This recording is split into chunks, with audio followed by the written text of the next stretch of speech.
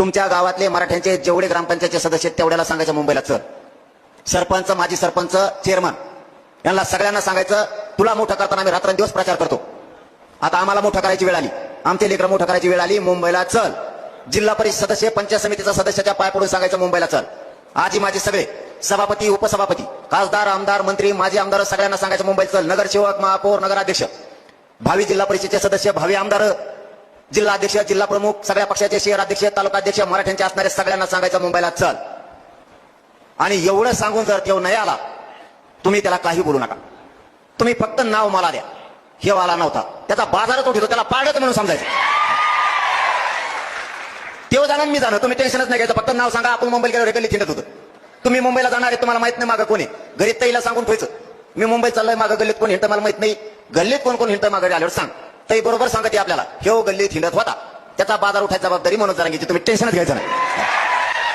तो किती दादा असून द्या, दादी नसून द्या, दादा फाटा नाही, काही ठुले नाही दादा. अर्धे मोक्यात घातले, काही ठुले नाही दादा फिरत. तिकडे इतके दादा तर नाही तुमच्याकडे.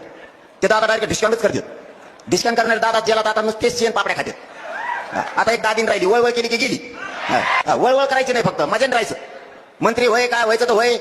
मराठ्याच्या वाटा गेलं की बाजार उठलाच. टेन्शनच घेऊ नका दादाचं. चांगले चांगले दादा कॅक्टाला झोपले अंतरवाली. काही काही रच्चे आले आमच्या तिकडच्या खासदाराला घेऊन. हळूच जाऊ का मी, पडन का काय, मला काय माहित पडन का काय. ते म्हणजे लय बेकार चाललंय. म्हणलं चलून दे मग.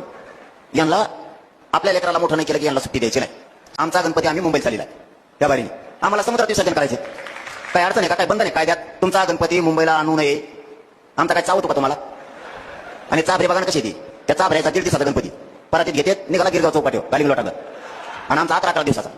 अरे आम्ही 3 महिन्याचा करू. दम आहे आमच्यात मराठ्यात तेवढा. 3 महिन्याचा करू. मराठ्यांना माझा आव्हान एका नाही, बेसावत राहायचं नाही. मराठ्यांचे हार होता कामा नाही.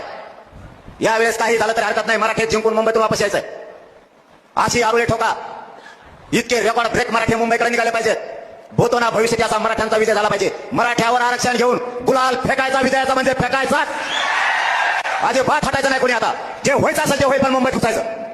मराठ्यांच्या डोक्यावरती आरक्षण घेऊन गुलाल टाकायचा. चंद्रसूर्य आहे तोपर्यंत मराठ्यांना आरक्षण उडालं नाही पाहिजे.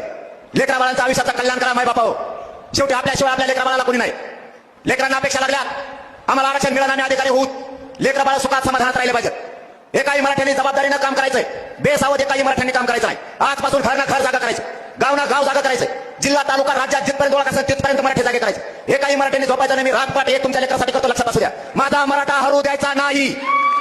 आजपासून तुमच्या खांद्यावरती जबाबदारी आहे. ताकदीनं मुंबईकडे निघायचंय. 29 ऑगस्टला चलो मुंबईचा नारा द्यायचा. सगळ्यांनी मुंबईची वाट करायची. एकही मराठा जबाबदारी आजपासून तुमच्या खांद्यावरती घेतो आणि सांगतो धन्यवाद. जय शिवराय.